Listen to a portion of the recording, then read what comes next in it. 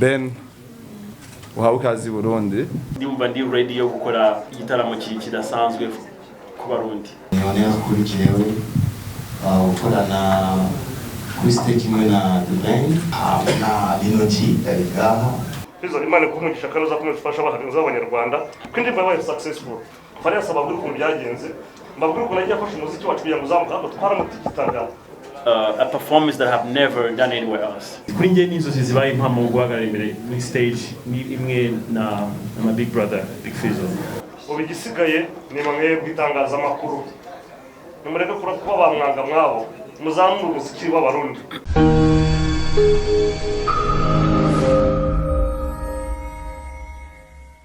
Murakoze cyane. Reka ndabahe mwiriwe ndabasaba kumfasha mu byubahiro byanyu ngo twakire umwe mu nita mukuru wanje, umwe mu bantu nahoranye inzozi zo guhostinga mu gihugu cy'amavukiro, mu gihugu cyanyibarutse, mu gihugu mbanyemo n'umuryango wanje n'abanje namwe banyamakuru bagenzi banje. Nagomba nakire Ben mu gihugu cy'amavukiro yaduhaye amahirwe yo guhostinga artiste mpuzamahanga, artiste international yakoze ibikorwa byiza bitugera ko no mu gihugu cyacu cy'u Burundi.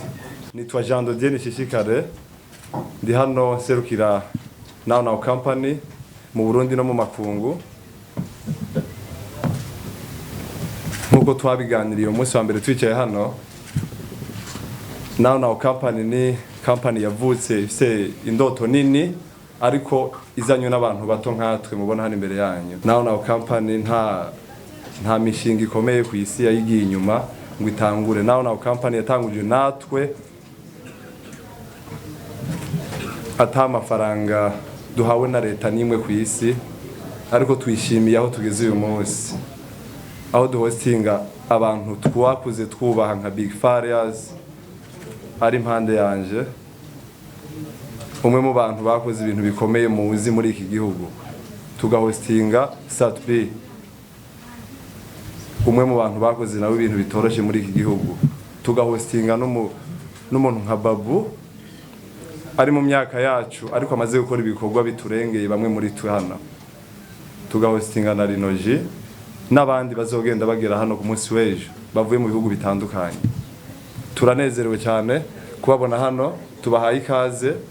Nagomba rero mumfashe dukomera amashi Ben, dukomera amashi Big Fizzo, dukomera amashi aba artiste bose turi kumwe hano, kwizera Now Company, kwizera gukorana natwe. Imbere yo kubandanya AMAJAMBO mu ntiza amashi yanyu twakira aba bantu b'abashinga ntahe bari hano. Ben uhawe ikaze Burundi, ndabisubiramo kandi uyu mwanya no wawe ngugira icyo ubwira Abarundi bakurindiriye imyaka myinshi mu gihugu. Turakwemera kandi turagukunda. Murakoze cyane. Ndashimira abarundi bose muri rusange kubw'urukundo rudasanzwe. Guhera umunsi nageze kugeza n'isaha nkomeza kugaragara mu mitima yabo. Ibintu nashobora kumenyera ni uko ndi kubibona bigora ibishyashya muri njyewe. Ndabashimira kuva ku ndiba y'umutima wanjye cyane. Ndashimira Now Company kuba ariyo company finally yatumye ngera i Burundi, kuko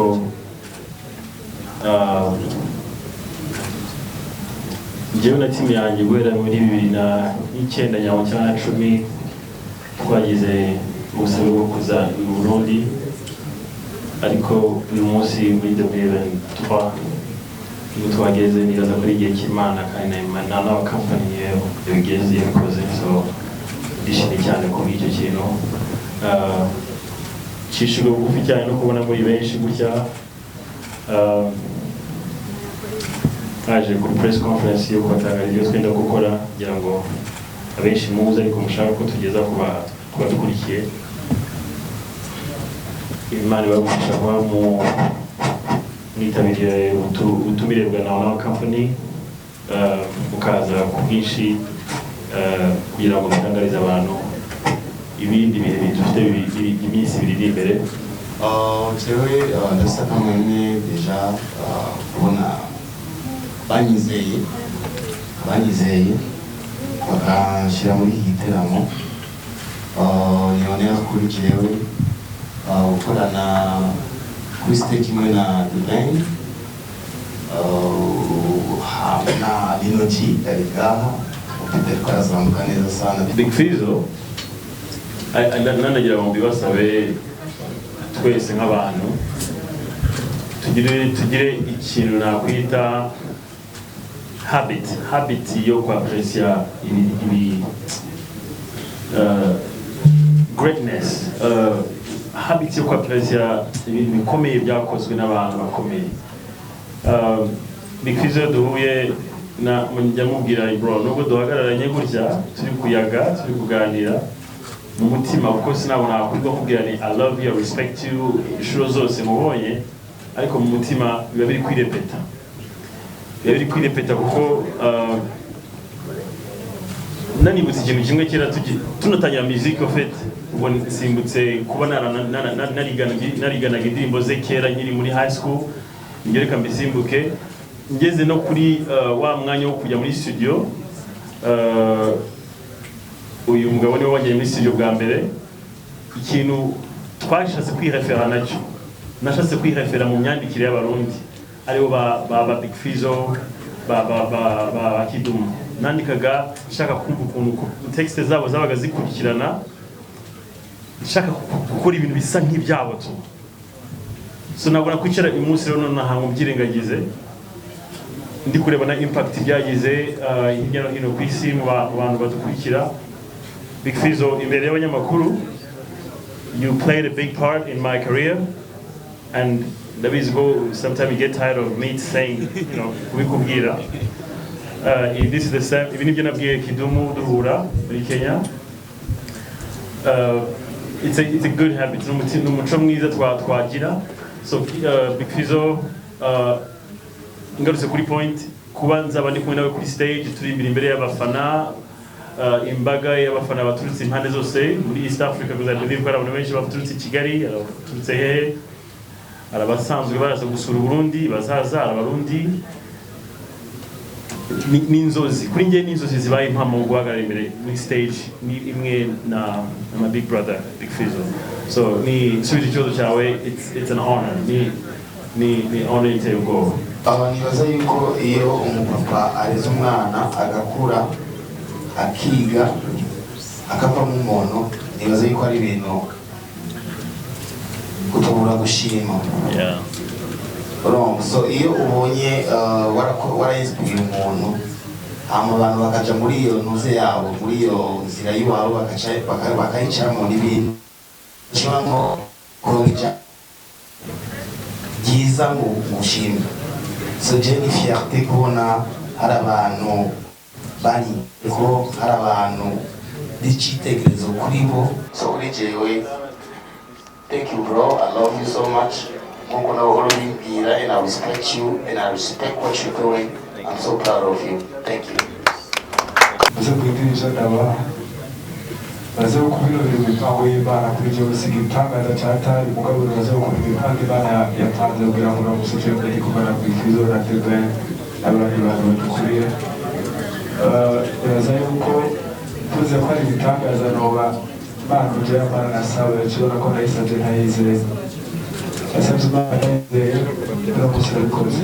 Abarundi bangaragaje urukundo rudasanzwe, ntabwo nabona uko nabirondora. Narindi gutekereza ibindi bihe bisa nka biriya, nsanga abarundi batopinze kabisa list y'ahantu hose nagiye nakirwa neza. Muri arrive twagize ejo muri sona, ndashimira Imana, ndashimira abarundi, ndetse ndashimira n'ubuyobozi bw'iki gihugu kuba buri gusapotinga urubyiruko no kuba buri guha imbaraga urubyiruko kuri twe ejo hazaza. So nuba ni kinasubiza, ariko nanone nibikuraho ko ni Imana muri rusange, kuko Imana iyo duha kwihanganira ibyo nakwita nk'ibigeragezo, kuko uru rugendo rw'umuziki urugendo abanyamakuru kugira ngo murabizi, abatabizi ngo n'abafana cyangwa abantu badukurikira badukunda, ni urugendo rugira ingorane nyinshi cyane, abantu babona umaze nk'imyaka myinshi on top bagakreatinga a new narrative, nimba nayita ngo iki, ariko bagakreatinga bagashaka bagakreatinga ibintu bitari sawa kugira ngo by'ukuri biguce intege. Impamvu rero Imana iza hejuru yabyo byose nuko iyo wizera, at the end of the day nubwo turaba Imana yatugize ariko turi abantu, so iyo wizera ugakora ibintu byawe ukizera ntucike intege, always, kandi ukagaragaza ko ibyiza ugezeho na mugenzi wawe yabigeraho ukabifuriza neza. I think Imana ihora itanga umugisha ku bifuriza abandi neza. So nibaza ko kuba ibitaramo nkora urabizi, cyangwa se abantu bakuri Kigali barabizi, guhera muri 2016 wenda reka mpere kuri 2016 aho maze kwimukira muri state, tuza nza bwa mbere habonetse ari nk'umu YouTuber wakoze inkuru yatatse famille yanjye, azi neza ko nje ayitegura ayisohora exactly the same day nageze mu Rwanda. Ari undi muntu wacika intege wababara kuvuga ati arashaka guha abantu a different perspective of me, wababara ariko impamvu rero mvuga ko Imana ni imbaraga zo kuvuga ati don't stop, hari akazi kagomba gukorwa. Byagiye biba almost every year, kandi uko babikoze stade ziruzuye, uko babikora stade ziruzuye. Icyo niyambaza ni kimwe, ngira Musenga babita binginzi, n'umwinginzi asenga cyane, kandi nagira bintoza nkora ikintu cyo gusenga, natakamba Imana. Iyo mbonye nkataka nk'izo ngizo nakambira Imana kugira ngo nduba natandukire mu kibazo ariko kinjyanye mu bintu biri a little bit deeper. So nibaza ko ari Imana ituma umugisha wayo kubaho, cyangwa se favor yayo ikubaho, cyangwa se cyatsi navuga amavuta nubwo amavuta y'Imana. So rero nduba ari Imana to just be straight to the point, to the answer. Riske ni ikintu nokwifuriza ari wese gufata. Ubona abarundi bose dufise imyaka imwe bafata riske nk'izanje, igihugu cyotera imbere. I wish everyone gufata riske irenze $600,000 akazikoresha. Ndanezerewe cyane, ibi byari dreams zanje kubikora. I'm very happy. Nabivuze ku kibuga cy'indege, amoso zarakoroka kubera kuryoherwa. Ubaye nkanje wakumva ukomerewe, ntabwo wakwicuza ibyo nakoze ubaye nka right uyu munsi. Hari abantu bari ahangaha ba profise barimo kwamamaza ibintu byabo kubera igitaramo cya Imbere. Hari abantu bahawe akazi kugeza guhera ku munsi wa mbere tugera kuri aeroport, guhera saa wundi aha i hoteli twicayemo, ayo se n'amafaranga abarundi n'abarundikazi bagiye gusigara. Ntugatinde ku kintu cyane ku mafaranga yahawe, Farias yahawe ntimuyabaza, sinzi bamutava ko ari menshi cyangwa Satibi cyangwa Inogi. Tujye tureba ahubwo cya gitaramo gisize akazi kangana iki, kubera yuko nitureba ku mafaranga bahaye Beni muraba mwirengagije abantu bose bahaye akazi, kandi aya Beni ni make cyane par rapport y'abarundi basigaranye barahangaha. Nabonye bavuga amavewiti yagezemo yazi imodoka ye wenyine hari n'abandi babisaba ngo siye ariko ziteze ruti iziri hari zara zose mbone zamwakira n'abakiriya yazanye nawe na madamu we n'imodoka z'Irundi n'iz'abarundi yakodesheje nawo. Tujye dutekereza inyungu.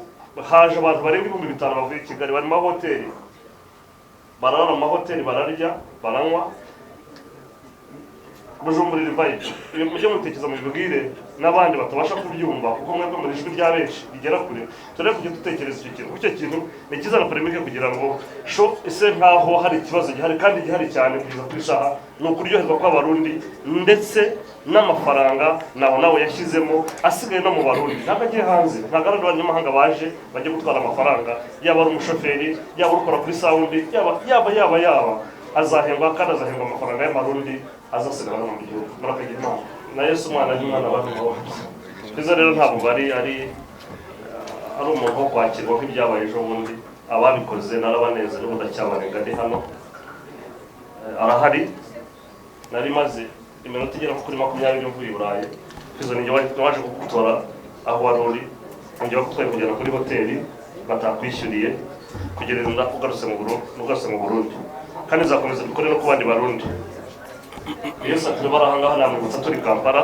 kuko nabwo narabikoze kandi mu Burundi mu kwakira rero umuhanzi w'umurundi mu Rwanda niba mwibuka Farias aza gukora igitaramo cya Charly na Nina cyangwa ikibwite i Kigali Farias yakiriwe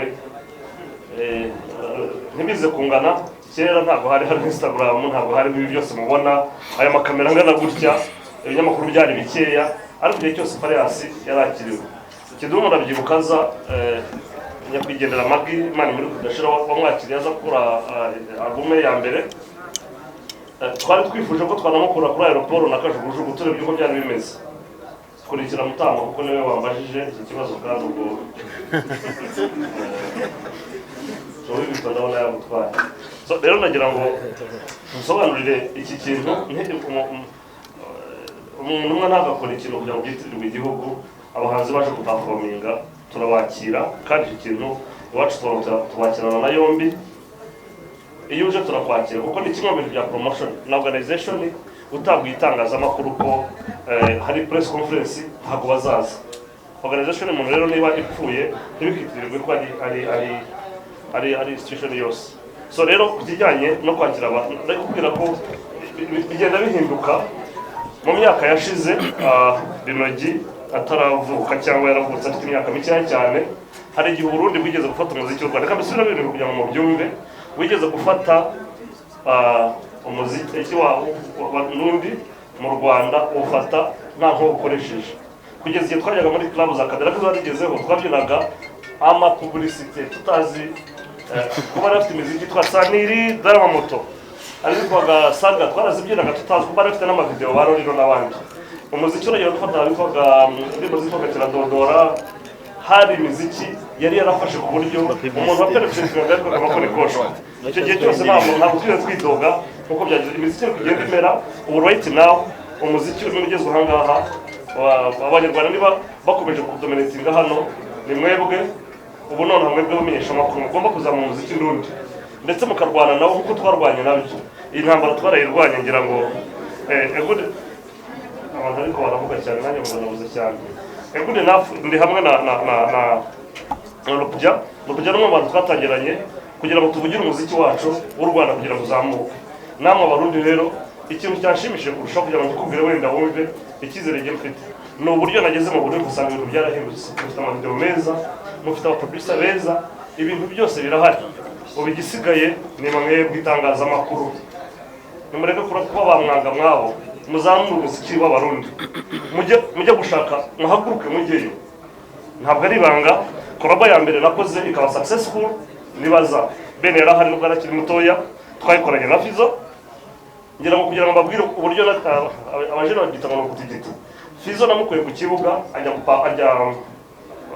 kuri aeroport yaraje mu gitaramo yari yateguriwe neza n'abanyamakuru ajya muri hotel asigaye igikapu mu mahore nkababwira hakangaka kugira ngo mwumve imvune twavunika kugira ngo ko Fizzo yaragezweho birenze uko bitekereza na Toma haragezweho ariko ataragera ku rwego rwa Fizzo avuye kuri aeroport ajya muri studio turikondingira indirimbo yitwa Baza arangije ajya guperforminga niba mwibuka performance yakoze mu gitondo cyaho twarashutinze iyo ndirimbo yari yambaye imyenda yari performinga ariko nta mwanya yabonye satara arafite ndege musubiza mu Bufaransa Fizzo Imana kumugisha kandi uzakomeza gufasha abahanzi b'abanyarwanda ko indirimbo yabaye successful kuri social media uko byagenze arabikora twashutinze ku gasozi byari ibintu bigoye cyane ko social media mwari mubizi ariko Fizzo yambereye umuntu w'ikitegerezo kuri gihe nimba bari mu myaka 25 ariko byaba bivunanye cyane nageze hano sanga utubari mwatwise hansanga dukora indirimbo yitwa Indoro Farias ababwira ukuntu byagenze muzamwegera ababazi mbabwira ukuntu agiye afasha umuziki wacu kugira ngo uzamuka ariko twaramutigitaga ndabashimira ko ntabwo yishyuzaga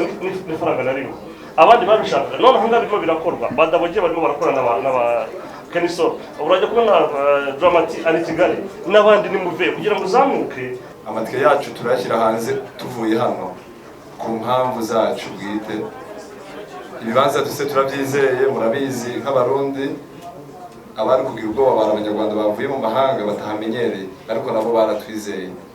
Ibibanza byacu biragutse, amatike araja hanze tuvuye hano aragurishirizwa mu bibanza bigiye bitandukanye. Turafise road show iza guhera iri joro tuvuye hano, muragenda mumenyeshwa. Ikibanza rero twagihinduye kubera ubwishi bw'amaofa twagiye tubona y'amatike.